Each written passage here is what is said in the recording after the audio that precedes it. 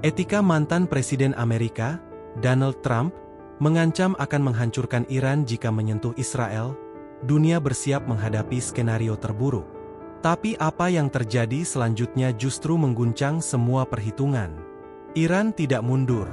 Mereka tak membalas dengan kata-kata, melainkan dengan tindakan yang terukur, tepat, dan mengguncang dua kekuatan besar sekaligus. Di balik diamnya, tersembunyi strategi yang menyalakan kembali api perlawanan dan membalikkan arah narasi global. Langit Washington gelap oleh mendung, namun suasana di dalam Gedung Putih justru lebih tegang dari cuaca di luar. Di ruang konferensi yang dipenuhi kamera dan wartawan dari seluruh dunia, Donald Trump berdiri dengan wajah serius. Dengan suara lantang, ia menyatakan bahwa Amerika Serikat tidak akan tinggal diam bila Iran berani menyentuh Israel lagi. Jika satu rudal Iran kembali mendarat di tanah Israel, ujarnya, maka kami akan membalas dengan kekuatan penuh yang belum pernah mereka saksikan sebelumnya. Kalimat itu menggema, menandai dimulainya babak baru ketegangan global. Reaksi langsung datang dari berbagai penjuru dunia. Sekutu Amerika seperti Inggris dan Jerman memilih diam 1000 bahasa, sementara negara-negara netral mulai menunjukkan kekhawatiran serius. Di media sosial, pidato Trump menjadi bahan perdebatan panas. Sebagian menyebutnya bentuk keberanian, sebagian lain mengecamnya sebagai bahan bakar baru bagi konflik yang telah lama membara. Organisasi internasional menyerukan deeskalasi, namun suasana sudah terlalu panas untuk bisa diredakan dengan sekadar seruan damai. Israel menyambut pidato tersebut dengan euforia politik. Pemerintah di Yerusalem merasa mendapat restu penuh untuk melanjutkan operasi militer mereka terhadap target-target di wilayah Iran. Jet-jet tempur Israel kembali mengudara malam itu, menyasar fasilitas militer yang dicurigai sebagai titik logistik Iran. Namun serangan ini justru memicu gelombang protes di beberapa negara Timur Tengah, yang melihat tindakan Israel sebagai bentuk agresi terang-terangan. Di balik layar, para pemimpin Iran mengikuti setiap detik pidato Trump dengan seksama. Tak ada ekspresi gentar di wajah mereka. Sebaliknya, suasana di ruang komando militer Iran justru menunjukkan ketenangan luar biasa. Mereka tahu, ancaman seperti itu bukan yang pertama kali diucapkan Amerika. Namun kali ini berbeda, yang dipertaruhkan bukan hanya kedaulatan, tapi juga kehormatan sebuah bangsa. Trump mengira pidatonya akan membuat Iran mundur dan ketakutan. Tapi ia salah menilai. Iran menanggapi dengan diam yang mencekam, seperti malam sebelum badai. Pemimpin tertinggi Iran dalam pertemuan tertutup menyampaikan satu kalimat pendek, "Biarkan mereka bersuara, kita akan bicara dengan tindakan." Tak ada sorak-sorai, hanya kepala-kepala yang mengangguk dalam keheningan. Media-media besar mulai mempertanyakan niat di balik ancaman Trump. Apakah ini bagian dari agenda politik dalam negeri? Ataukah ada tekanan dari lobi tertentu yang memaksa Amerika mengambil sikap ekstrim? Pertanyaan-pertanyaan itu belum terjawab, tapi satu hal pasti, dunia kini berada di ambang ledakan baru. Dan percikan apinya telah dinyalakan secara terbuka. Sementara itu, masyarakat sipil di berbagai negara mulai merasakan ketakutan. Bayang-bayang konflik skala besar menghantui pikiran banyak orang. Pasar saham bergejolak, harga minyak melonjak, dan berita tentang pengiriman kapal induk Amerika ke Teluk Persia menambah ketegangan. Semua tanda-tanda itu mengarah pada satu kemungkinan yang menakutkan. Perang terbuka yang bisa merembet ke seluruh kawasan. Dalam situasi yang begitu rapuh, dunia menanti langkah selanjutnya. Apakah Iran akan tunduk, atau justru membalas? Apakah Amerika siap menghadapi konsekuensi dari kata-kata presidennya? Jawaban atas pertanyaan itu belum datang, tapi malam itu, dunia tahu bahwa sesuatu yang besar sedang bersiap untuk terjadi. Ketika pidato Donald Trump masih menjadi tajuk utama di seluruh dunia, suasana di Teheran begitu kontras. Tak ada pernyataan balasan yang meledak-ledak. Tidak ada ancaman terbuka. Yang ada hanya keheningan dari para pemimpin Iran yang telah terbiasa menghadapi tekanan, sanksi, dan intimidasi dari luar negeri. Namun di balik dinding tebal pusat komando militer Iran, roda kekuatan mulai berputar secara perlahan, tenang, dan sangat terorganisir. Sebuah pertemuan darurat berlangsung tertutup di salah satu ruang bawah tanah Kementerian Pertahanan Iran. Di ruangan itu hadir para tokoh penting militer dan intelijen. Tidak ada keraguan, tidak ada suara tinggi. Salah satu jenderal senior, dengan suara dingin, mengajukan rencana balasan terstruktur, tidak hanya untuk Israel, tapi juga untuk pangkalan-pangkalan militer Amerika di wilayah sekitar Teluk. Mereka tidak berbicara tentang balas dendam, tapi tentang respon strategis demi menjaga keseimbangan. Di jalanan Teheran, masyarakat terlihat tenang, meski mereka tahu situasi sedang memanas. Iran telah terbiasa hidup dalam tekanan, dan kali ini tidak berbeda. Media dalam negeri tidak menayangkan propaganda keras, tapi justru memperlihatkan kesiapan mental rakyat dalam menghadapi situasi luar biasa. Ini bukan kali pertama Iran diancam akan dihancurkan. Dan sejauh ini, mereka masih berdiri. Malam itu, perintah rahasia dikirimkan ke sejumlah unit rudal strategis yang berada di lokasi tersembunyi. Operator-operator muda dan berpengalaman memeriksa sistem peluncur, menghitung koordinat, dan menyiapkan segalanya tanpa suara. Mereka tak tahu kapan peluncuran akan terjadi, tapi mereka tahu bahwa saatnya bisa datang kapan saja. Dan ketika saat itu tiba, mereka harus tepat, cepat, dan taktis. Sementara itu, kapal-kapal perang Amerika terus mendekat ke perairan Teluk Persia. Pesawat-pesawat mata-mata tanpa awak tampak melayang di langit Irak dan Suriah, mengintai segala pergerakan militer Iran. Namun Iran tidak tergesa-gesa. Mereka tahu, satu langkah gegabah bisa dijadikan alasan oleh lawan untuk melancarkan serangan skala penuh. Maka setiap perintah harus diperhitungkan dengan teliti. Setiap gerakan harus mengandung makna ganda, memperingatkan, tanpa terlihat menyerang terlebih dahulu. Di dalam negeri, pesan dari pemimpin tertinggi Iran disampaikan secara halus namun dalam, "Kita tidak memulai, tapi kita akan menyelesaikan."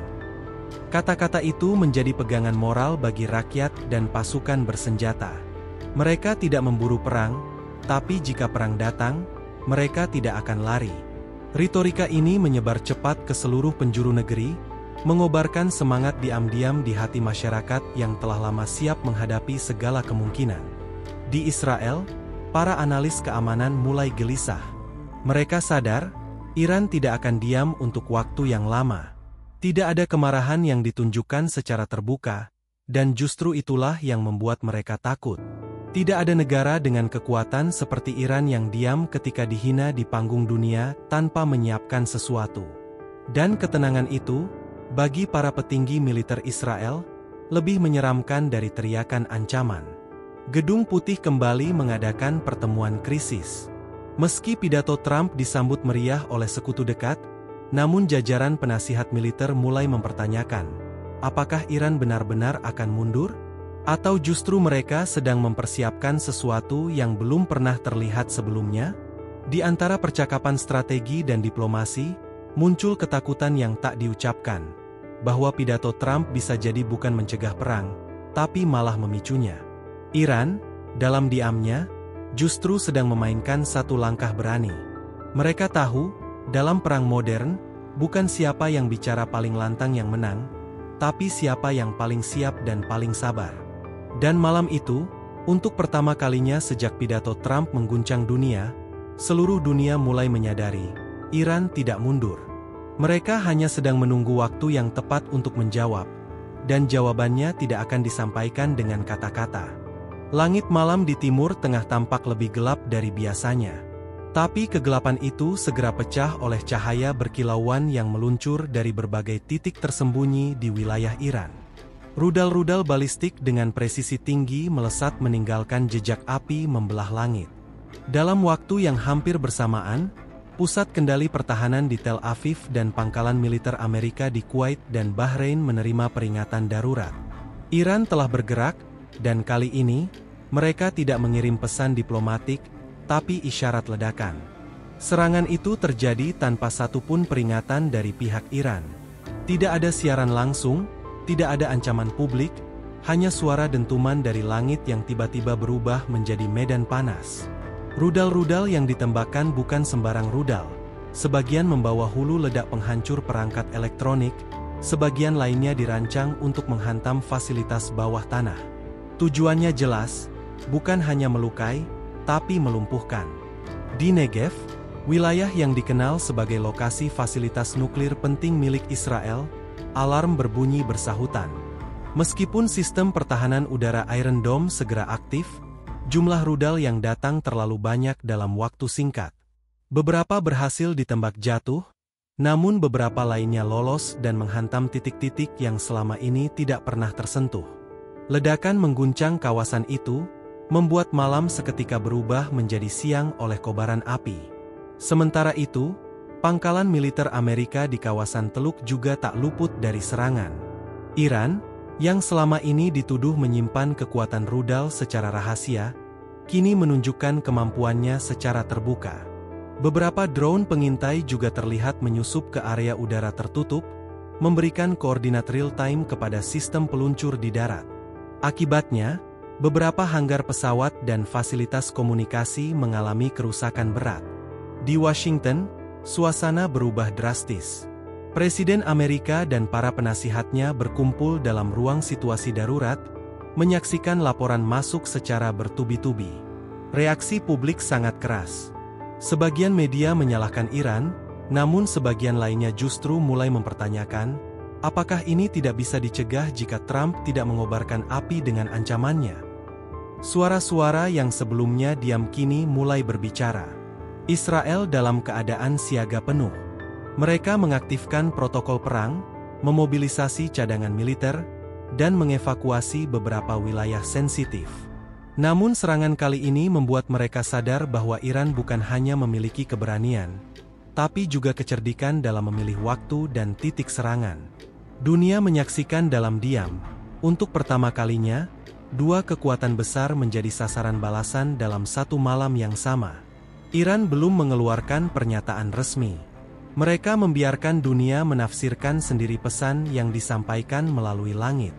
Tapi bagi banyak negara pengamat, ini adalah sinyal bahwa batas kesabaran telah terlampaui. Iran, yang selama ini dianggap hanya akan bermain defensif, kini mengambil langkah yang sangat berani, bahkan mengubah peta ancaman di kawasan secara drastis. Keesokan paginya, video dari serangan itu mulai beredar. Bukan dari Iran, tapi dari warga sipil dan personel militer di lokasi terdampak. Gambar-gambar itu menampilkan kobaran api, kepulan asap, dan suara gemuruh yang belum reda hingga pagi menjelang. Ketakutan merayap di seluruh kawasan, namun di sisi lain, muncul kekaguman dari banyak pihak yang selama ini menganggap Iran tak akan berani melawan secara langsung. Pemerintahan Amerika mulai menyusun tanggapan. Namun di tengah tekanan politik dan opini publik yang terbelah, mereka tidak bisa bergerak secepat biasanya. Ada suara-suara dalam negeri yang meminta pembalasan total, tapi ada juga yang mengingatkan, apakah kita siap menghadapi perang baru di tengah dunia yang belum pulih sepenuhnya? Untuk pertama kalinya dalam beberapa dekade, Amerika terlihat ragu. Di antara semua kekacauan itu, Iran tetap tenang. Mereka tidak merayakan, tidak bersorak, tidak tampil di televisi nasional dengan pidato kemenangan. Yang mereka lakukan hanya satu, menunjukkan bahwa ancaman tidak selalu membuat mereka mundur. Dan malam itu, dunia mencatatnya sebagai titik balik yang tidak akan mudah dilupakan dalam sejarah konflik global. Yerusalem gemetar bukan hanya oleh dentuman malam sebelumnya, tapi juga oleh ketakutan yang mulai menyusup ke ruang-ruang pengambilan keputusan.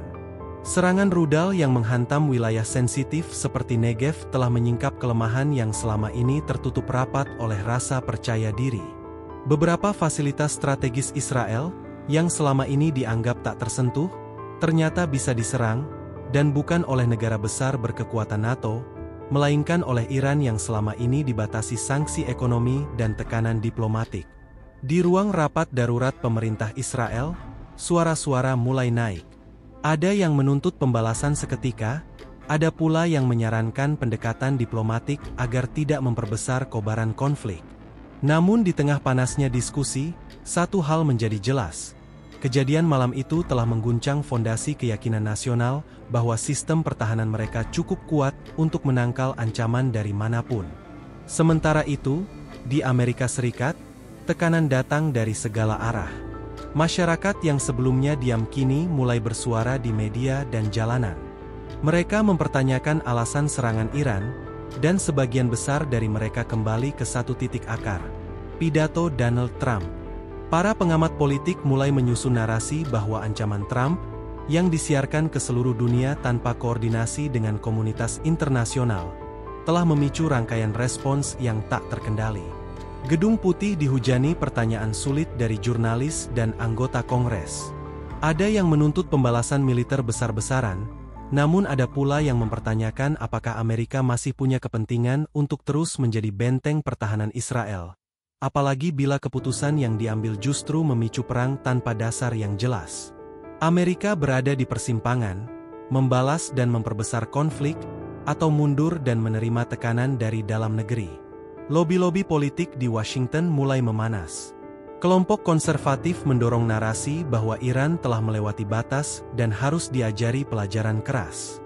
Namun kelompok oposisi menilai bahwa reaksi keras hanya akan menjerumuskan Amerika ke perang baru yang mahal dan berlarut-larut. Suara-suara anti-perang pun menguat, menuntut investigasi terhadap bagaimana sebuah ancaman lisan bisa membawa negara ke ambang konfrontasi langsung. Israel mulai merasa bahwa dukungan Amerika tidak lagi sekuat dulu. Meskipun secara formal pernyataan solidaritas tetap dikumandangkan, namun tanda-tanda keraguan mulai terlihat.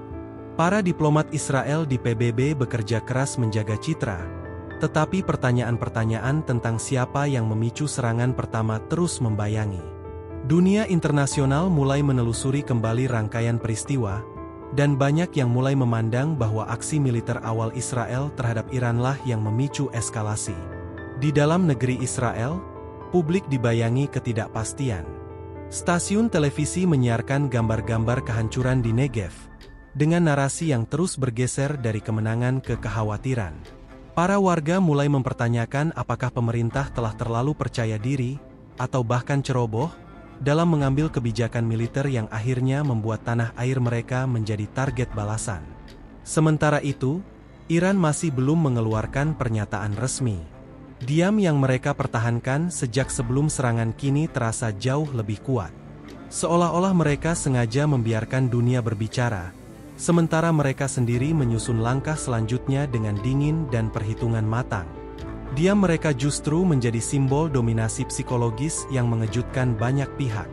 Para analis militer mulai menilai bahwa Iran bukan sekadar melakukan balasan, tetapi juga menyusun strategi komunikasi global. Mereka membiarkan dampak serangan berbicara sendiri, sementara dunia memaksa Israel dan Amerika menjawab pertanyaan yang sulit. Dalam dunia yang semakin jenuh dengan propaganda, keheningan itu terasa jauh lebih menyentuh opini publik. Dalam ketegangan yang menggantung itu, dunia menyadari bahwa tidak semua kekuatan harus ditunjukkan dengan ledakan. Kadang, sebuah tindakan yang terukur, disertai diam yang penuh makna, bisa jauh lebih mengguncang dari suara senjata. Dan malam itu, tidak hanya rudal yang menghantam target, tapi juga kesadaran baru bahwa tatanan kekuatan global sedang bergeser, perlahan namun pasti. Dunia tidak lagi sama setelah malam itu. Serangan balasan Iran mengguncang lebih dari sekadar pangkalan militer dan fasilitas strategis. Ia mengguncang persepsi global tentang siapa yang benar, siapa yang kuat, dan siapa yang bertanggung jawab. Dalam ruang-ruang redaksi media internasional, nada pemberitaan mulai berubah. Tidak semua lagi membicarakan agresi Iran, tetapi mulai mengangkat pertanyaan yang selama ini terkubur. Apakah Israel dan Amerika telah memancing badai yang akhirnya tak mampu mereka redam? Di Perserikatan Bangsa-Bangsa, sidang darurat diadakan dengan intensitas yang jarang terlihat sebelumnya. Delegasi dari beberapa negara non-blok angkat suara lantang, menyoroti bahwa serangan awal Israel ke fasilitas militer Iran adalah pelanggaran nyata terhadap prinsip kedaulatan. Bahkan beberapa sekutu Amerika mulai terdengar lebih hati-hati dalam menyatakan dukungan. Dunia seperti tersadar bahwa konflik ini bukan sekadar soal sekutu lama dan musuh lama. Ini soal siapa yang memicu bara yang kini menjalar tanpa kendali. Media sosial meledak dengan narasi baru. Video-video warga sipil di Negev dan Bahrain yang memperlihatkan dampak serangan tersebar luas. Namun justru komentar-komentar publik dari berbagai negara menunjukkan simpati yang mengejutkan untuk Iran. Narasi tentang pertahanan diri mulai menggantikan citra Iran sebagai agresor. Generasi muda yang sebelumnya apatis mulai terlibat dalam diskusi geopolitik, mempertanyakan siapa yang selama ini menulis cerita perang, dan untuk kepentingan siapa. Di dalam negeri Amerika, ketegangan politik semakin tajam. Trump yang awalnya dielu-elukan karena keberaniannya, kini menjadi sasaran kritik tajam dari berbagai kubu. Beberapa tokoh senior militer secara terbuka menyatakan bahwa ancaman terburu-buru yang disampaikan tanpa koordinasi telah membuka celah bagi Iran untuk bertindak. Sementara itu, para veteran dan keluarga militer mulai mempertanyakan apakah nyawa mereka layak dikorbankan demi konflik yang dipicu oleh kata-kata, bukan oleh fakta ancaman nyata. Israel berada dalam situasi sulit. Dukungan publik internasional mulai goyah. Meskipun kekuatan militernya masih dominan, tapi kekuatan moralnya di mata dunia mulai retak. Banyak pihak yang sebelumnya membela Israel kini mengingatkan bahwa tindakan sepihak, terlebih terhadap negara yang telah berulang kali menunjukkan keinginan dialog, tidak bisa lagi ditoleransi sebagai pertahanan diri. Di dalam negeri, tekanan politik meningkat tajam, menuntut evaluasi total terhadap arah kebijakan luar negeri yang selama ini terlalu agresif. Iran, di sisi lain, tetap menjaga sikap diamnya. Mereka tidak merayakan serangan, tidak mengadakan konferensi pers besar, dan tidak memprovokasi lebih jauh. Tapi seluruh dunia tahu, diam mereka bukan kelemahan. Itu adalah pernyataan bahwa mereka telah berbicara dengan cara paling keras yang bisa mereka pilih, dan mereka siap jika dibalas. Ini membuat banyak pihak, termasuk lawan-lawan lamanya, terpaksa mengakui satu hal. Iran bukan lagi sekadar negara pengacau. Ia kini aktor strategis yang tak bisa lagi diremehkan. Banyak analis menyebut ini sebagai titik balik besar dalam sejarah konflik Timur Tengah. Untuk pertama kalinya dalam beberapa dekade, sebuah negara yang selama ini ditekan justru berhasil membalikkan narasi global.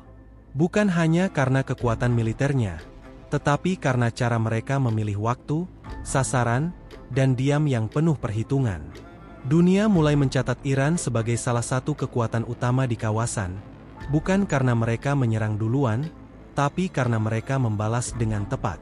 Peta kekuatan geopolitik mulai berubah. Negara-negara yang selama ini bergantung pada kekuatan Amerika untuk menjaga pengaruh, kini mulai membuka saluran komunikasi baru. Beberapa bahkan diam-diam menjalin kontak dengan Iran, menawarkan dialog strategis dan kerjasama. Di balik layar, kesepakatan baru mulai dirancang, bukan oleh senjata, tetapi oleh realitas baru yang tak bisa diabaikan. Dalam satu dekade terakhir, dunia telah menyaksikan banyak konflik. Tapi peristiwa ini menjadi titik penting yang akan dikenang sebagai salah satu momen di mana kekuatan global diuji, bukan oleh bom terbesar atau pasukan terbanyak, tapi oleh kemampuan sebuah bangsa untuk bertahan, menunggu, dan membalas hanya ketika waktunya tepat.